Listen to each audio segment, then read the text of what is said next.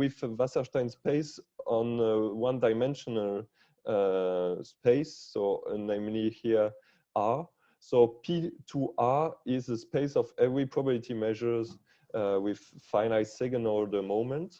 And as you know, you can equip it with a distance called Wasserstein distance, which is defined like this, and which is very used in optimal transportation. So that is our works that are very known, and probably you all know about those results. But I just want to say that it is very common to use those Wasserstein space for McKean-Vlasov equations. So I will later in that talk write down a McKean-Vlasov equation, but just to introduce that topic, it's usually you take a system of n interacting particles with a very large number of particles, and the dynamics of each particle are governed both by the position of this own particle I, but also by the distributions of every particles and possibly by some noises. And I will make a distinction in my talk between common noise, which are the same for every particles, and idiosyncratic noise, which are proper to each particle and independent for each particles. So I will come back to that topic, but you may know also that we have some 30 results for McKean-Vlasov equation, like propagation of chaos results, since the early work of Kac, McKean, Funica, and a very nice overview of this topic by Schnitzman in Saint-Flour lecture notes. So I will recall later the McKean-Vlasov equation in more detail, but I just want to show you an outline of my talk today. So that is the picture of infinite dimension. So for Brownian motions on RD, we know results like restoration of uniqueness and like estimates on the gradient of the semigroup that we talked earlier. And in this talk, I will first construct some equivalent of a Brownian motion in a sense that I will detail after.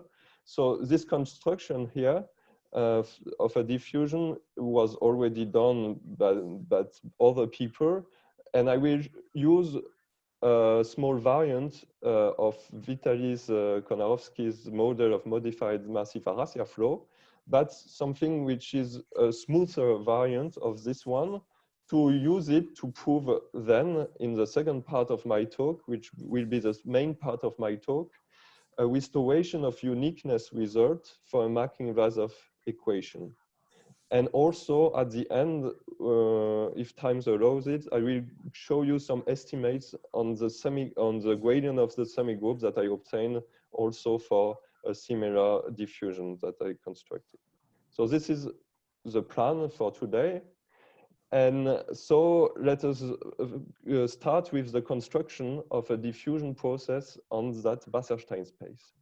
So the diffusion that I will construct is somehow belong to a big group of Wasserstein diffusions. So what do I call a Wasserstein diffusion? For me, it's some stochastic process, mu-t, defined on P2R, and for which you have some properties which are recalling the properties of diffusion in finite dimension, like large deviations in small time, like a Varadan formula.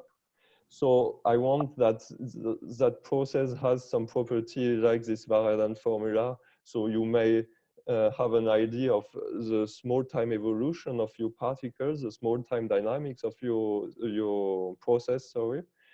And you see here that the usual Euclidean distance, which is used for usual Varadan formula for Brownian motion, is replaced here by the Wasserstein distance.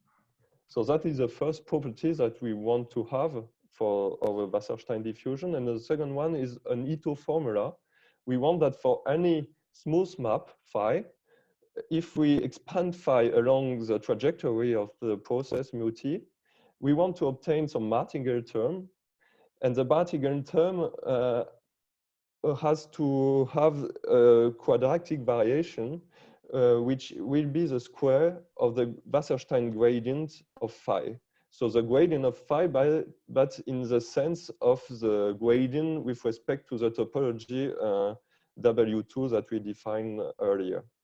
Excuse me, Victor. I have a following question.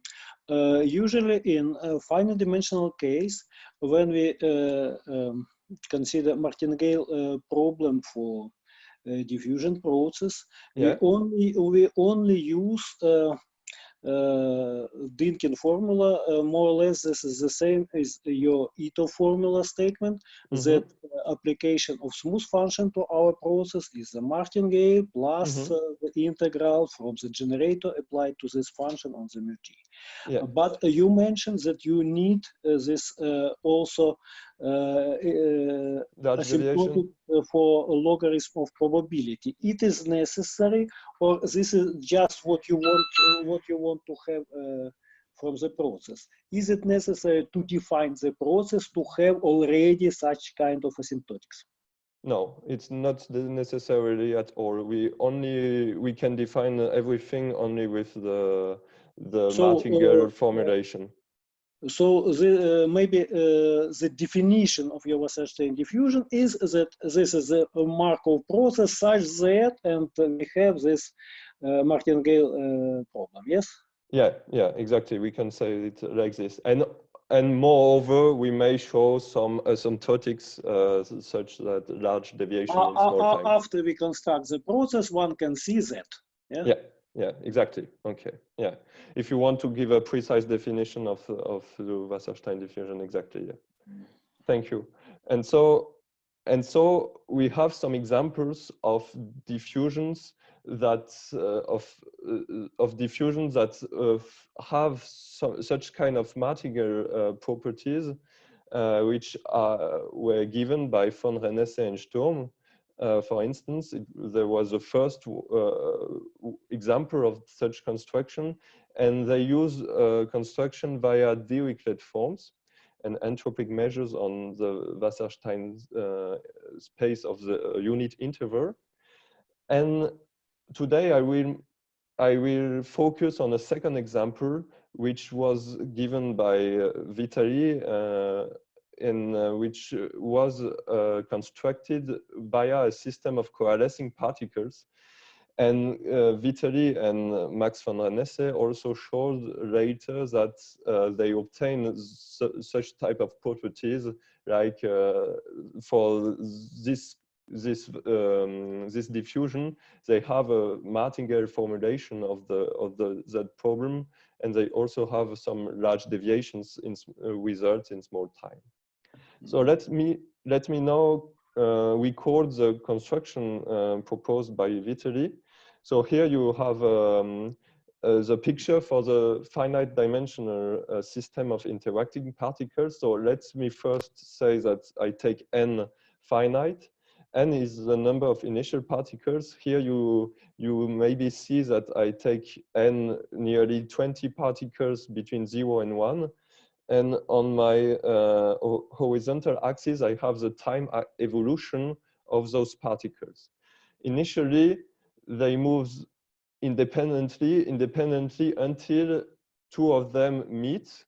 And when they meet, they coalesce. So they stay together, they stick together, and they form a unique particle, but with a heavier mass.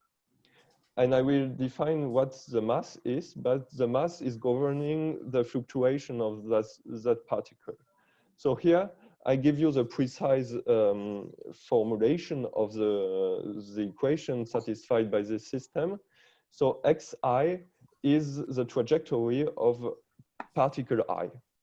So at initial time, it starts from a certain initial point, g of I over n. I will give the assumption on the initial condition later.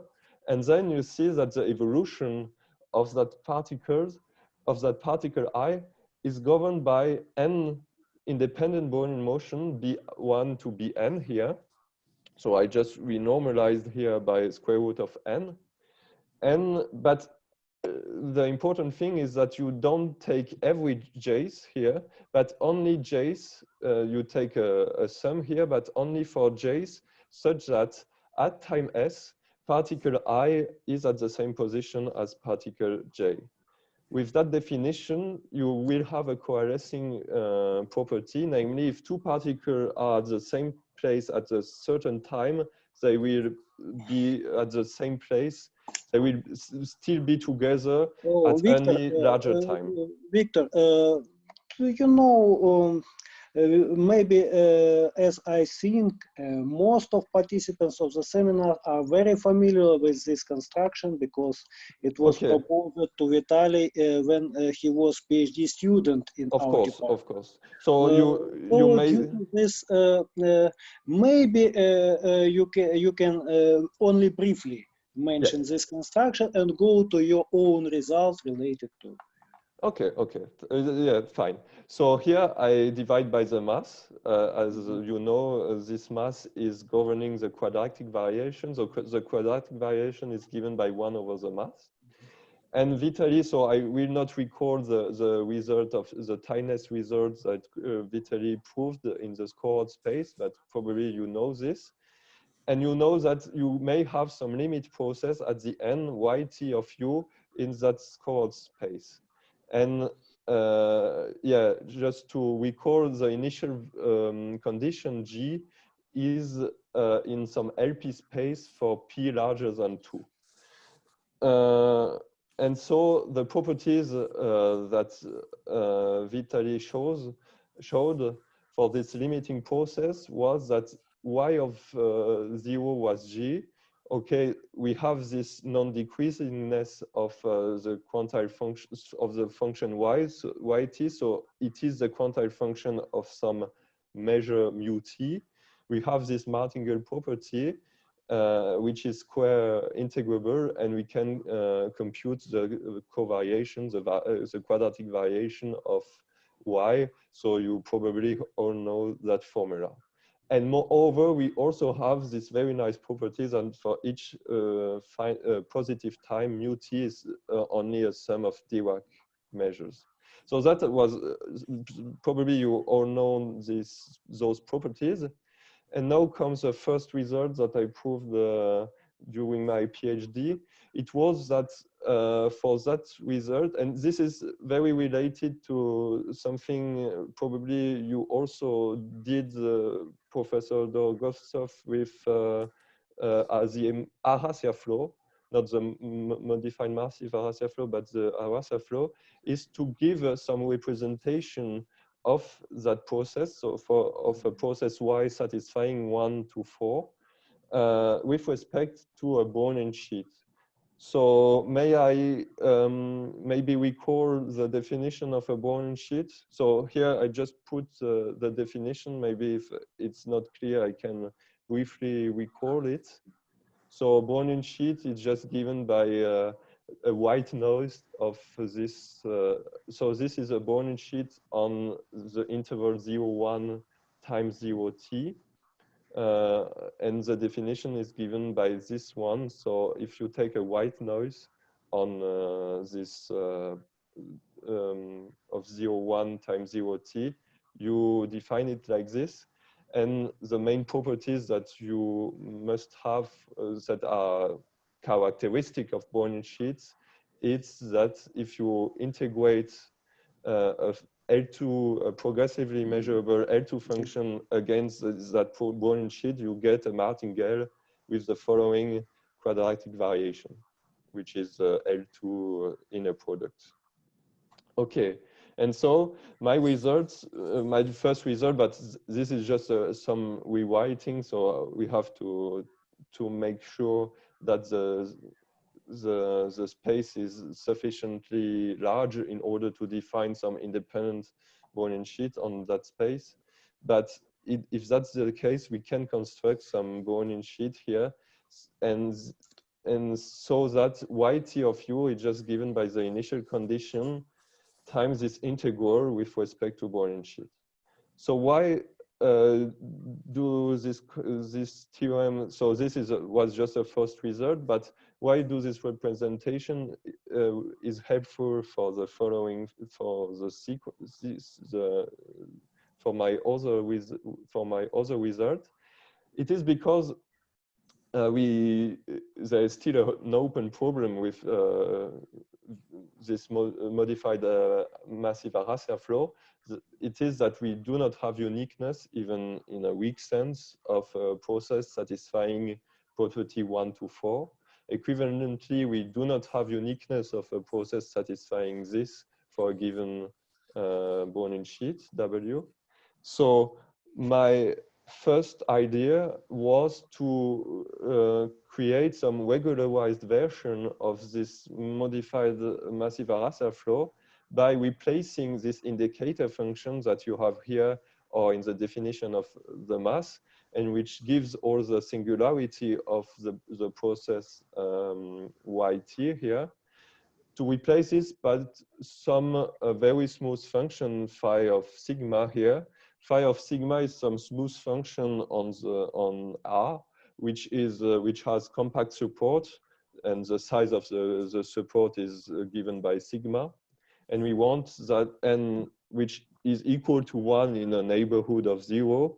And we want that for sigma going to 0, this somehow approximates this indicator function.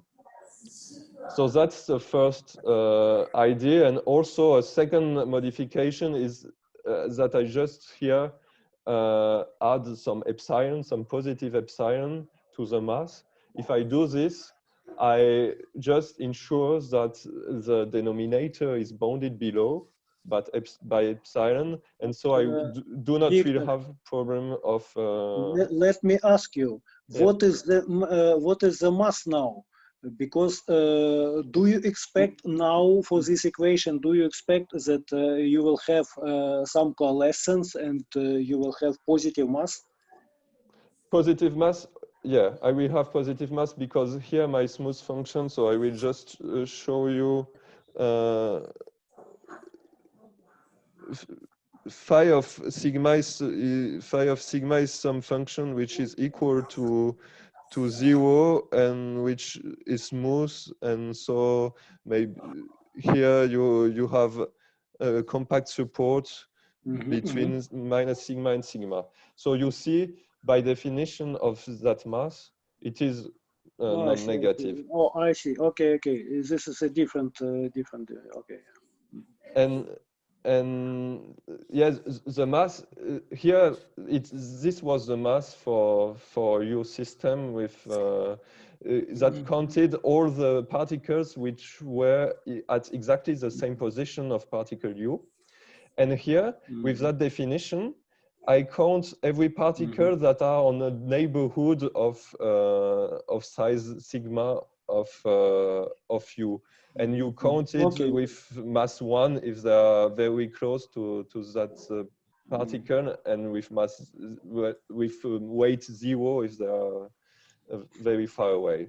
So here, maybe I can give you this picture. So I will just erase my picture. Okay, this is a picture done for the same Brownian sheet. So you have the same randomness. And so on the top, you see the coalescing system, which was given on the top of the last slide. And here, it is now my system. And you see that now I do not have to answer your question. I will not see coalescing here for my system, because particles will still be independent at the beginning when the relative distance is larger than sigma or 2 sigma, 2 times the support of phi sigma. They will still be independent, but then if they get very close one to the other, they will move in they will have nearly the same trajectories, as you see, and you will still have some clusters, but with a positive, a low but a positive probability, you may see that a particle which was near other particle comes increase the distance again after. Okay. So for this is my main result for that process. It is a tightness result. So for that process, the first part of the result is already to say that for a positive sigma and a positive epsilon, I have a unique solution to that equation, and that the solution is also non-decreasing. That is because particles do not meet in my system. And further, I may prove that in this L2 space, I have some tightness. So they will be, by Prokhorov theorem, that they will be a subsequence of this y sigma epsilon, which converges in distribution to a certain limit y. And that limit, which is not necessarily unique, but that limit satisfied properties 1 to 4. That is what I proved. So properties 1 to 4 that I gave you before for the modified Arratia flow. It also belongs to the scored space. So it is a Cadillac function. And for every positive time, it's also a step function. And so I constructed in another way a modified massive Arratia flow. I cannot prove that it is exactly the same process because we do not have necessarily uniqueness, but at least I gave another construction of that process. So I will not detail all the proof of that theorem, but the main idea to prove tightness in this L2 space is to control the quadratic variation of that martingale. So the quadratic variation of that martingale is given by this term. So this is the term which arises when you compute the quadratic variation of a certain particle u. And I want to have some uniform control in an L beta space for some beta larger than 1, uniform in sigma and epsilon. And that is how I prove tightness. So this is the main part, the main lemma of my my proof. I proved, and here you see it's more or less 1 over the mass. It's not exactly this because I add this epsilon, but it is more or less 1 over the mass. So it's the quadratic variation for my process. Do you have questions on that part? Oh, yeah, yes. What is the main tool when you get this uniform estimation for such kind of integral?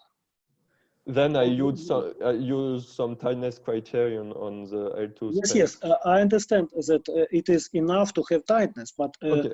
What was the main idea to get such uniform estimation, which doesn't depend on epsilon and sigma?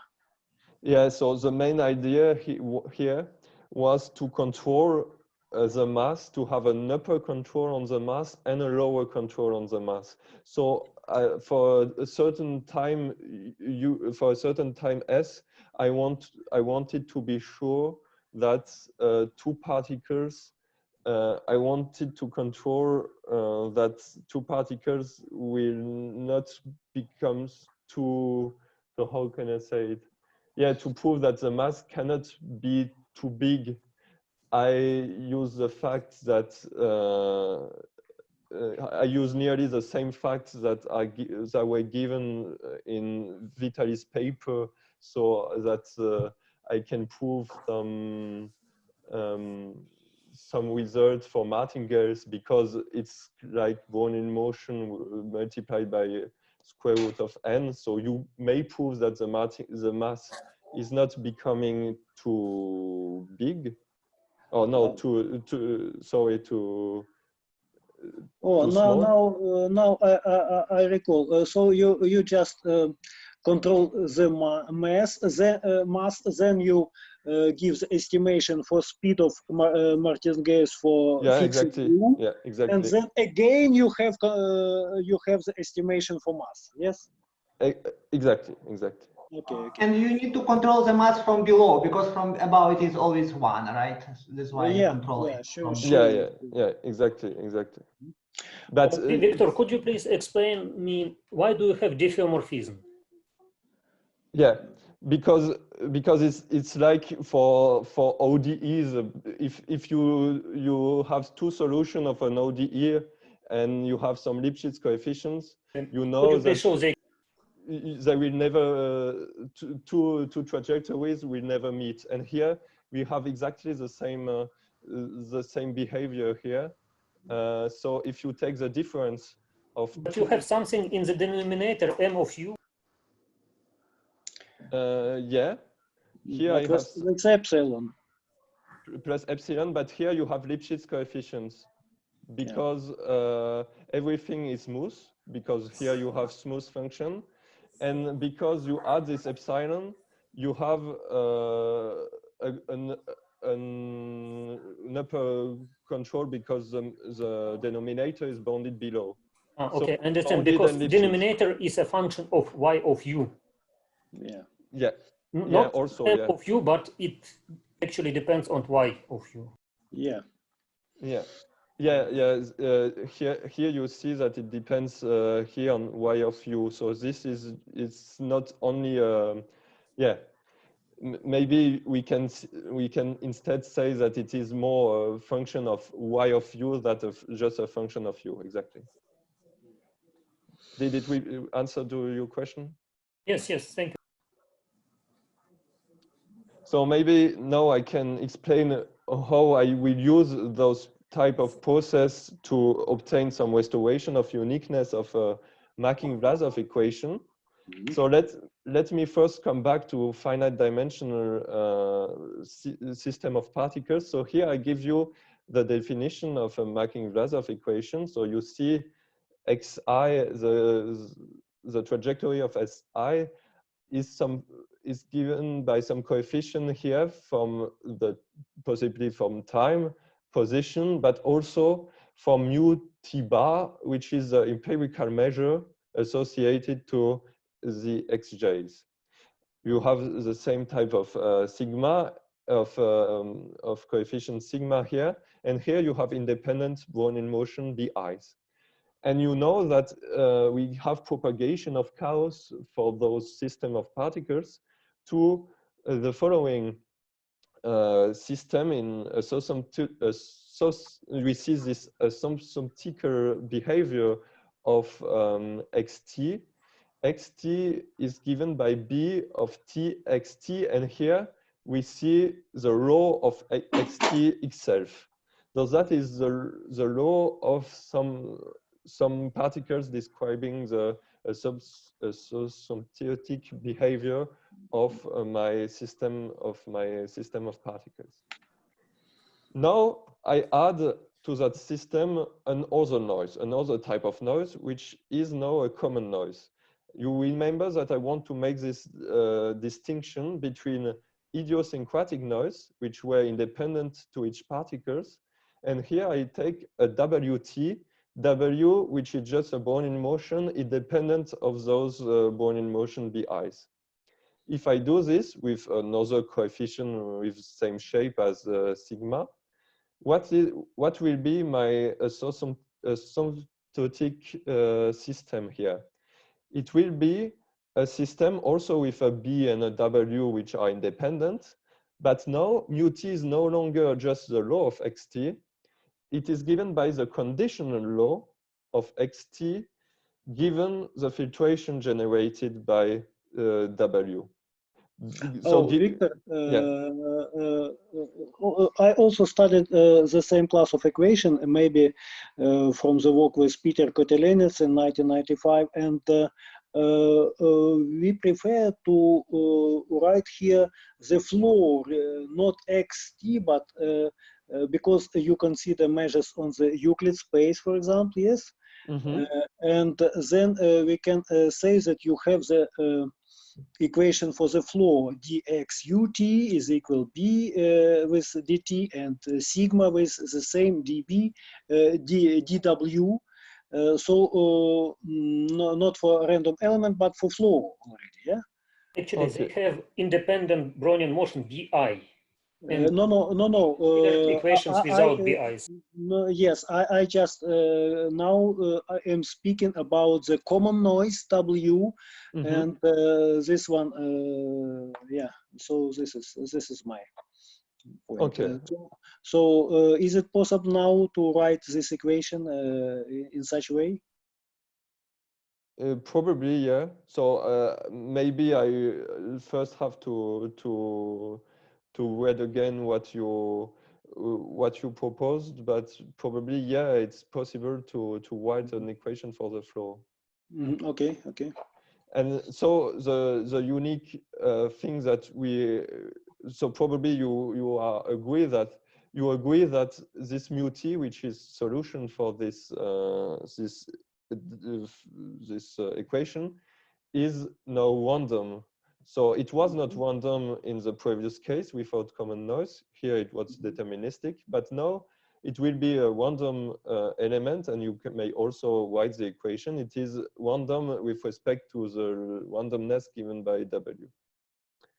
So what do I mean by restoration of uniqueness of those McKean-Vlasov equation?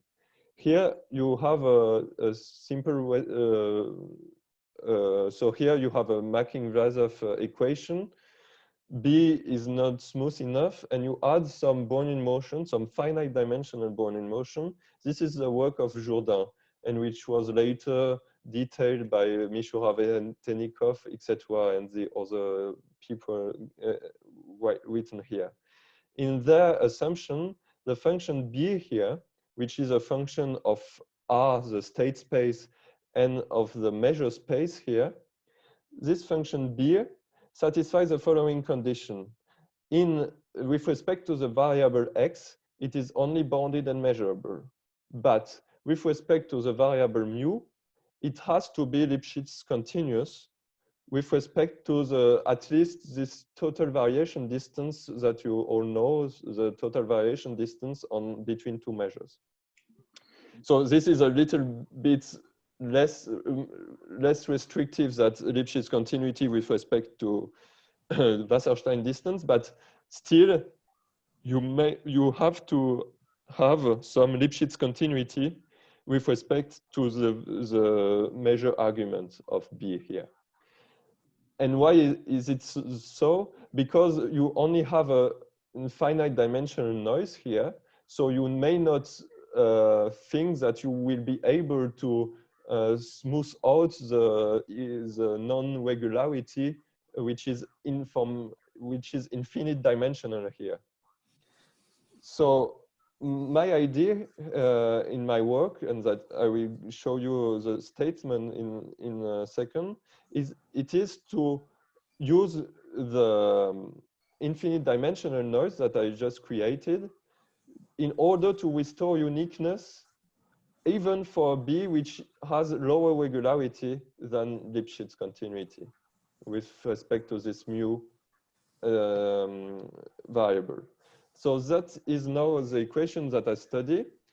So I wrote down the equation also with this quantile function aspect. So it's nearly the same type of object that I studied in previously the first part of my talk. Now I have yt of u. It is governed here by a drift of the position n of mu t. Mu t is again the law associated to this quantile function yt. And here I made some small modification of the diffusion, but it is rather the same. So I will detail everything in this diffusion. So first of all, I take some mass which has the same shape as before. So with a smooth phi here. And here, this real part here, you just have to think about a sum of a cosine function against a Brownian sheet plus a sine function times another independent Brownian sheet. So, or you take a complex valued Brownian sheet on R times 0t.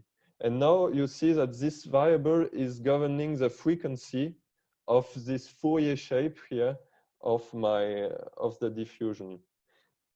And everything, so the properties of regularity of this solution YT as very correlated to the integrability of Fk here.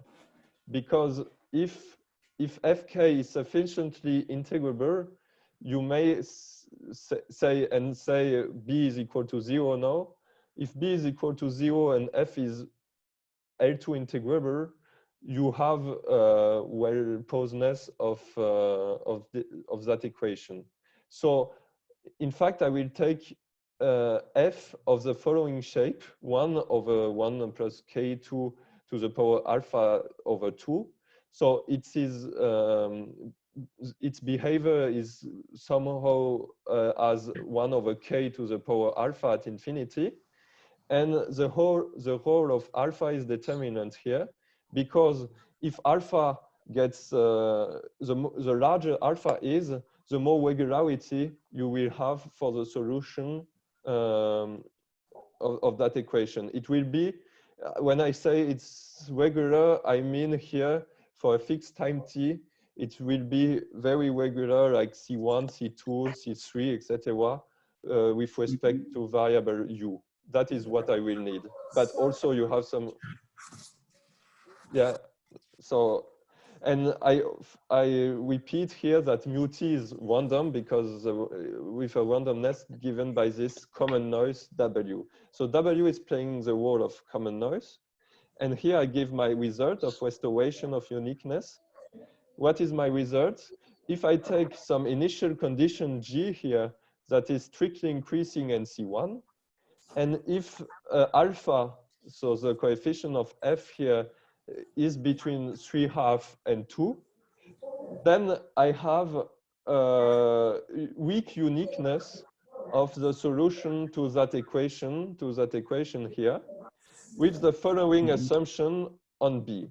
So now I give us few words on the assumption on B here. It is only bounded and measurable with respect to this measure variable. So this is very nice because now I do not have to assume Lipschitz continuity anymore, but only bounded and measurability with respect to the measure variable. The drawback is that I have to assume that it is C2 integrable with respect to X. And that I also have uniform boundedness of the derivative with respect to X. So I will show you now the proof of that result. So I use Girsanov theorem to prove this weak uniqueness, because if you take alpha larger than 3/2, everything is Lipschitz continuous here, so it's not hard to prove that the equation for B is equal to 0 is well posed, even in a strong sense. You have existence and uniqueness of a weak solution, but also of a strong solution if you want. But now the idea of the proof is to write this drift term B as some perturbation of the noise in order to apply Girsanov theorem. So you see here that I want to write this function, so this drift term as 1 over the mass times an integral of Fk exponential of minus something times some function of dt. So I write down this equation. I want to satisfy here the following equation. So to have a solution Ht, to find some L2 valued process Ht, which is solution to that equation. If I'm able to define some Ht valued process, which is adapted with respect to the filtration generated by the noise, and which satisfied for each t, for each u, this equation, then I will be happy I can apply Girsanov theorem. And how can I find this H value, this process Ht? Here, that's why I chose here a Fourier shape for my diffusion. It's in order to use the inverse Fourier transform to write this ht. So you may think here about the inverse Fourier transform of the left-hand side here times the mass, and this is the mass. I forgot to take the exponent 1/2 here. But the drawback here is that I have to divide by fk. I have to invert here fk, and let's remember that 1 over fk is given by 1 plus k to the power 2 to that power. So if alpha is large, if alpha is very large, you may not have square integrability of ht. So you do not have a control of the L2 norm with respect to k and t of h, and so you cannot apply directly Zanoff theorem because you do not have the usual things here. And so the idea here, so here it's not integrable just with this green coefficient, but it is to use some regularity of b with respect to x here. So that's why I assume that b is C2, because if b is C2, you know that when you apply the Fourier transform, it will gives you some integrability of the Fourier transform, and so here associating this integrability with that form of fk. So I need this C2 assumption in order to prove some weak uniqueness and weak existence property of that equation. So that was my. Victor,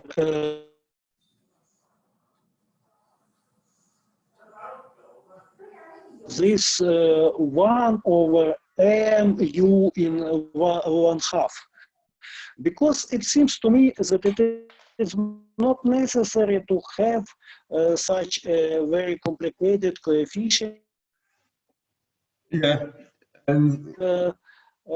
such infinite dimensional noise in such ways that you can find here Zanoff transformations. That's all. So why do you need? I'm sorry, I did not hear. In 1/2. Okay, I have some connect. I did not hear the whole question, but I think that you asked that why do I need this this mass term? That was your question. Yes, exactly. And yes, exactly. It was my question. Yeah, and I agree with you. I do not need. I can take here phi is equal to 1 here. So in my case, if I take phi is equal to 1, I just have a mass equal to 1, and this will just be. So I do not need it at all, and that is maybe some. So why did I write it with a mass? It was just because I wanted some diffusion that looked like this modified massive Arratia flow, but actually I never find a way to use this mass in order to increase the regularity of the solution, because maybe you are aware, you have an idea of that, but for Vitelli's model, the mass was helpful to obtain some properties of that that model. And so what I expected initially was that if I add a mass, it would be easier to prove results. And at the end, it works even if the mass is constant, equal to 1. So that was a little drawback of that proof. Victor, may I ask you then?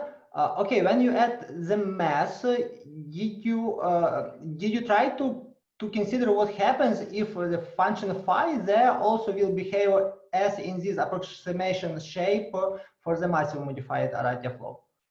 Yeah, so you want also that the numerator here also behaves like instead of a function of ytu, you may want a function of ytu minus ytu prime, something like this. Okay, probably. And so I tried it initially with the same shape. So initially I tried it with this shape here, so that I used before. But the problem was that it was not regular enough. So it was a first problem was that it was difficult to invert it. So that's why I use a Fourier shape. But it was not the biggest problem. The biggest problem was that I needed to destroy the relation between numerator and denominator, because otherwise I wouldn't get my L2 estimate of this Lyapunov term.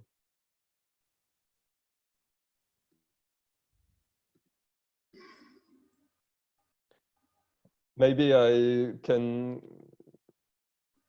Okay, thank you, Victor. Okay, so now just what I want to recap here at this stage is that Jourdain and others have following assumption on the drift function B. They have very small, very low regularity in X, but Lipschitz regularity in mu. And I have C2 regularity in X and only bounded and measurability in mu. And so it's here you see a gap between two high assumptions on B. So here I'm able to deal with example like B of expectation of XT with B only bounded, for instance.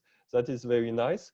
But if I have also a B of XT with a non-smooth dependence over the position here, I am not able to treat it. So that's why I will prove now a fourth theorem with only a Sobolev assumption with respect to X. So I need a B such that with respect to X, it is Sobolev for an exponent eta, and it is Hölder continuous with respect to mu in total variation distance, with delta, and eta and delta satisfy the following assumption here.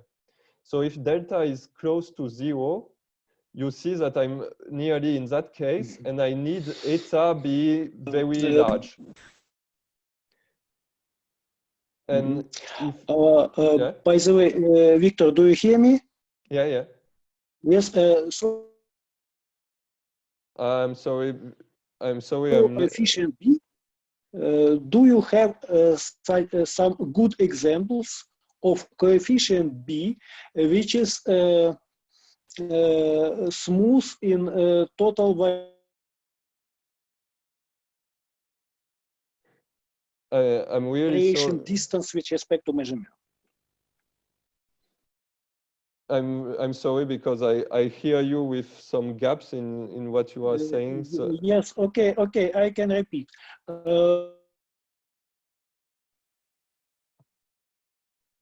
The coefficient B, which can be Lipschitz in the total variation distance with respect to measurement. So I'm not sure that I hear you well. So I hear you want some B, which is Lipschitz-continuous with respect to mu? With respect to total variation distance. With respect to total variation distance. Yeah, yes, yes. Which is or which is not? Yeah. Please repeat. I'm very sorry because I don't know if the other are hearing you, but Victor, probably you should switch off your camera and then probably the internet. I mean, then maybe. Probably yes, it will be better. Yeah. Maybe.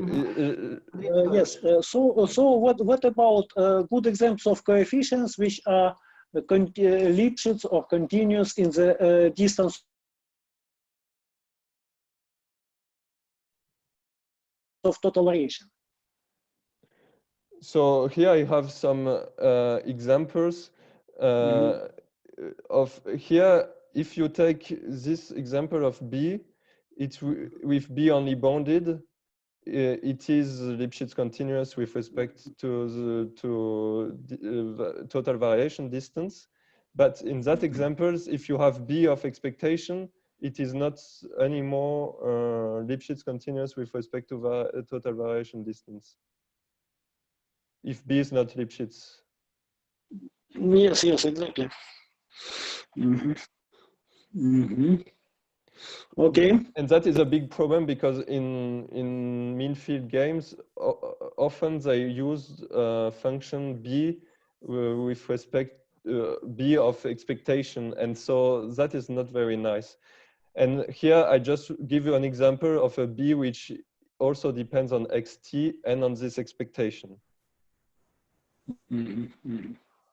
Okay, and now how does this this example work for those new assumption, some intermediate assumption here? So I give you the following equation for this will be my new equation now. So I have this B, and now I have this common noise W. And I add some new noise, which is now an idiosyncratic noise, beta, and which is independent of this W. So actually, this beta will help to regularize the non-smoothness with respect to the finite dimensional variable. And here I will use it like before. So by adding beta, the drawback is that now I do not have a quantile representation anymore. I take a mass constant equal to 1.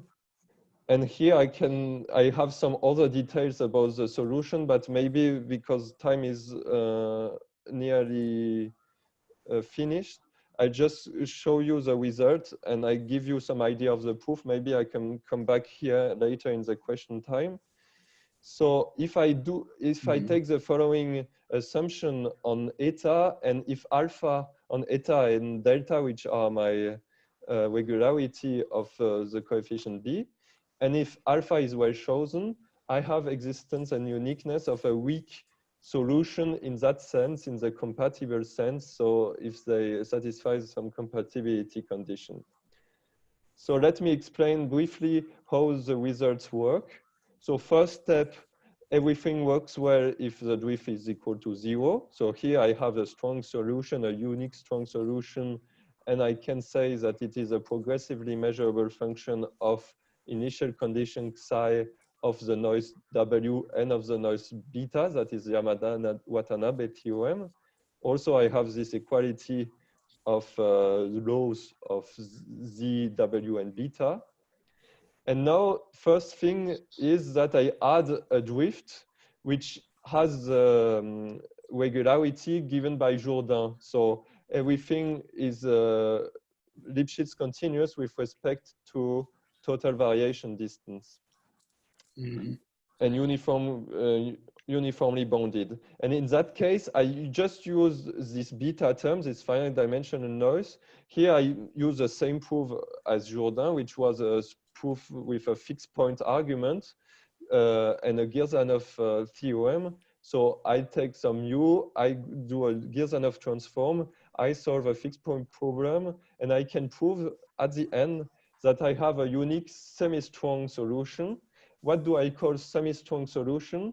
Is a solution to that problem, which is furthermore adapted with respect to this filtration generated by W.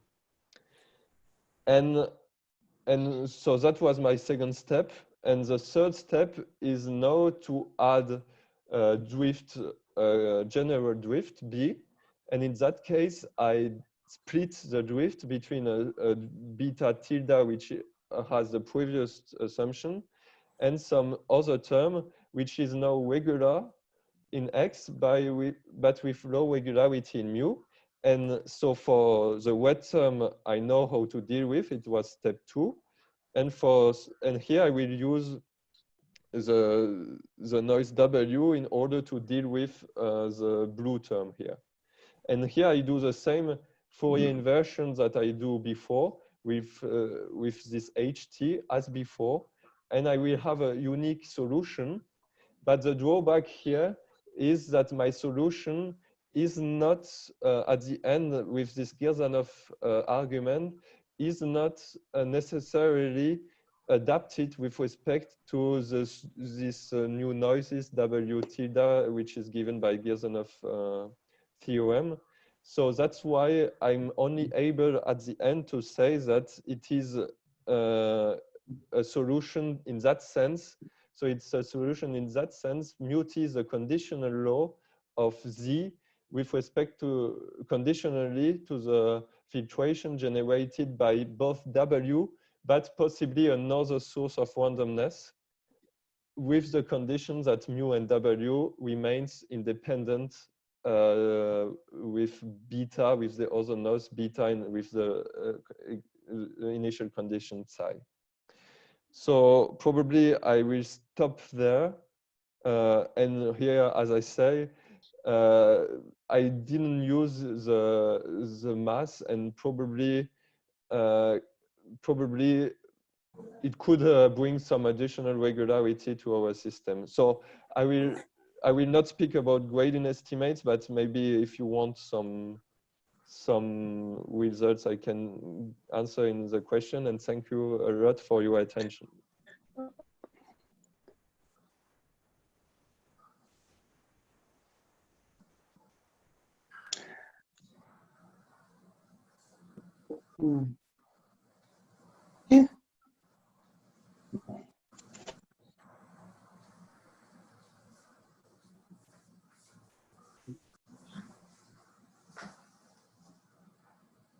So I'm hearing nothing. So I do not know if somebody is speaking or not. I'm just hearing. Victor,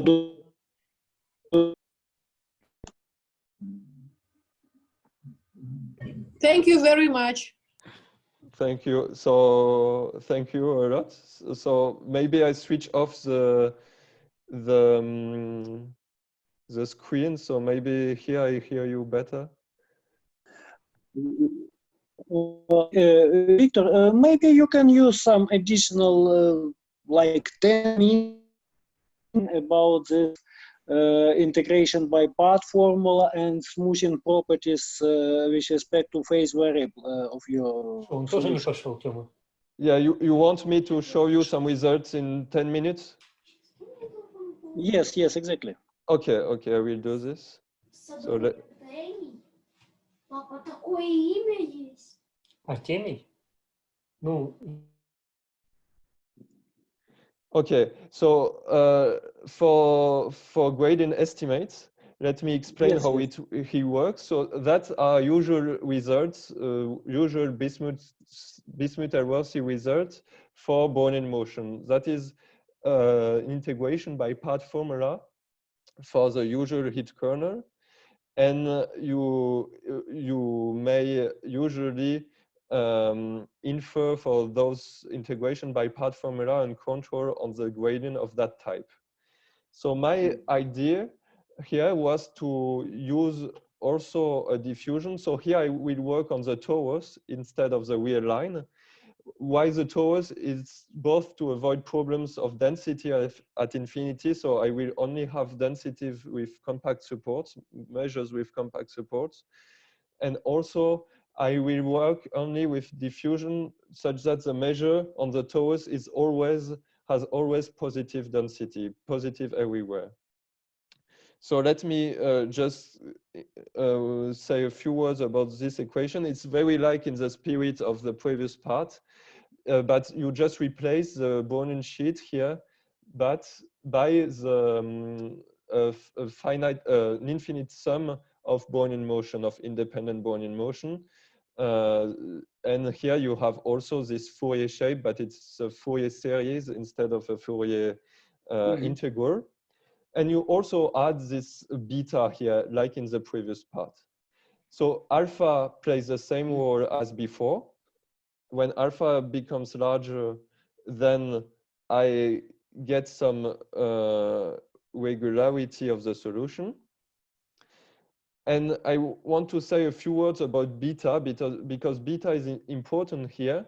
When I do not have beta, the SPDE you do not have a priori estimates for the associated SPDE.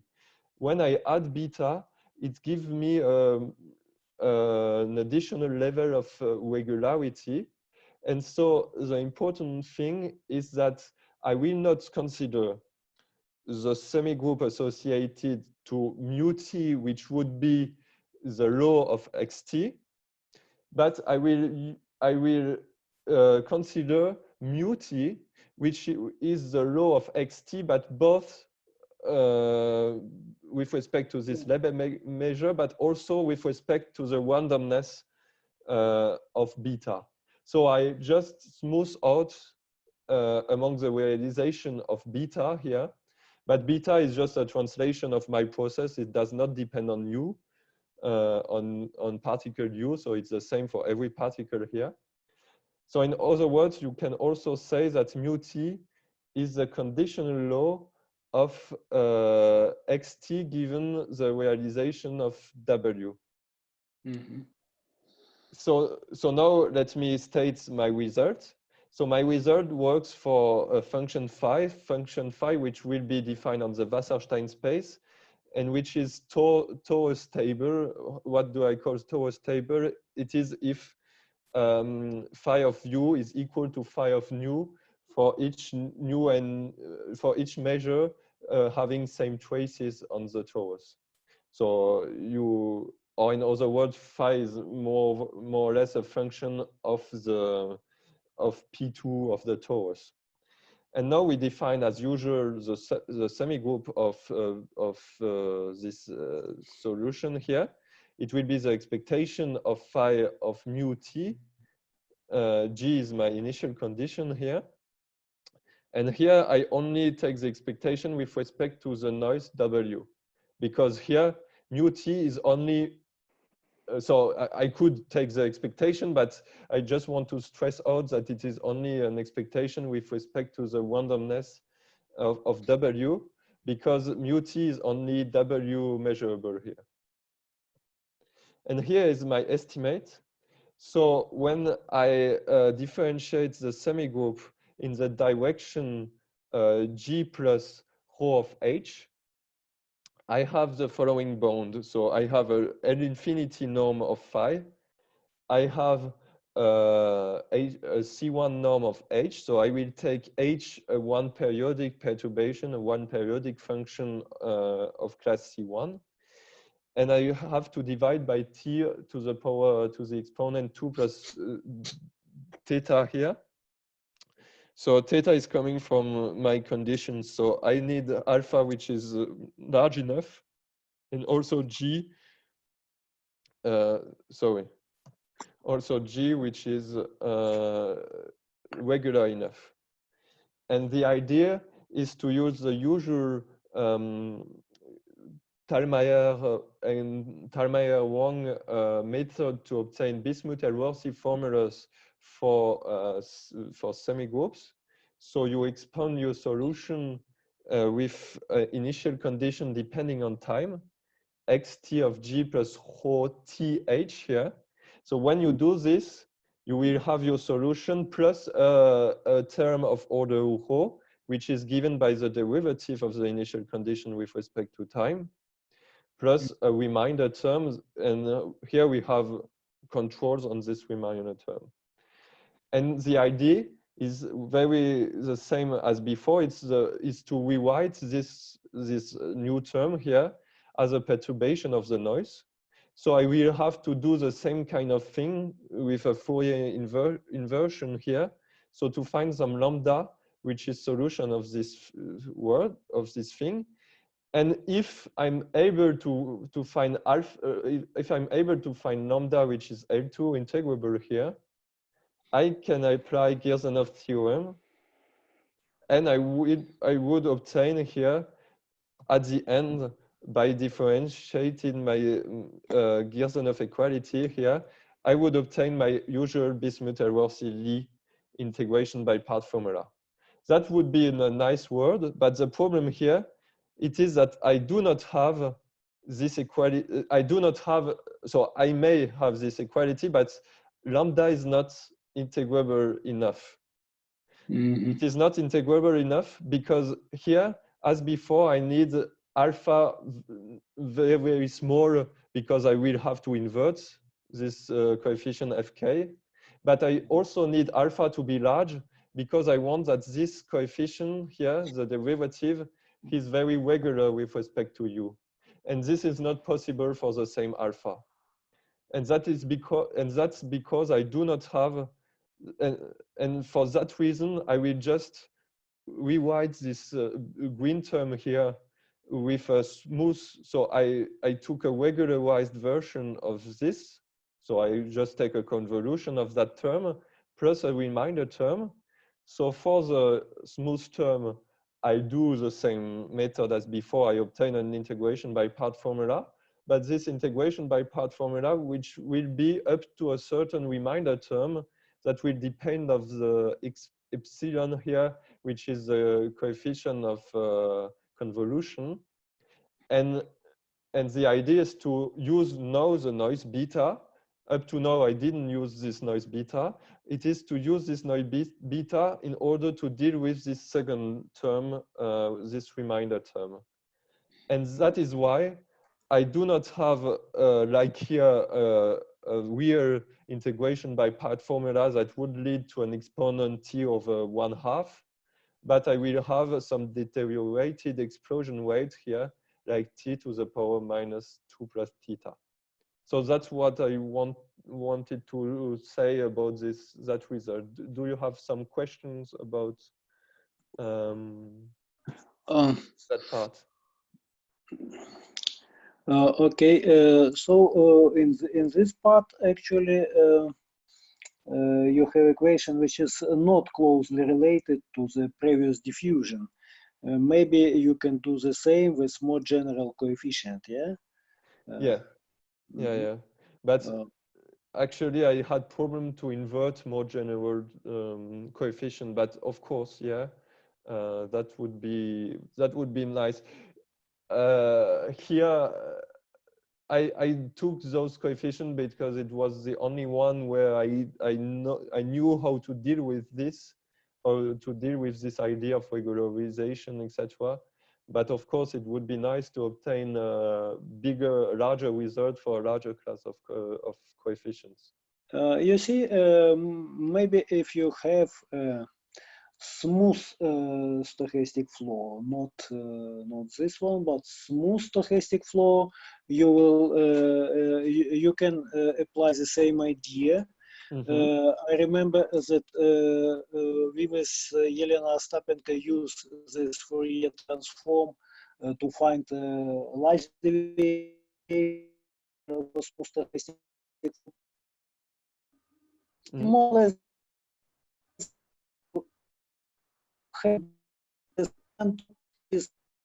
what are admitted for the noise related user, at least not this big set. So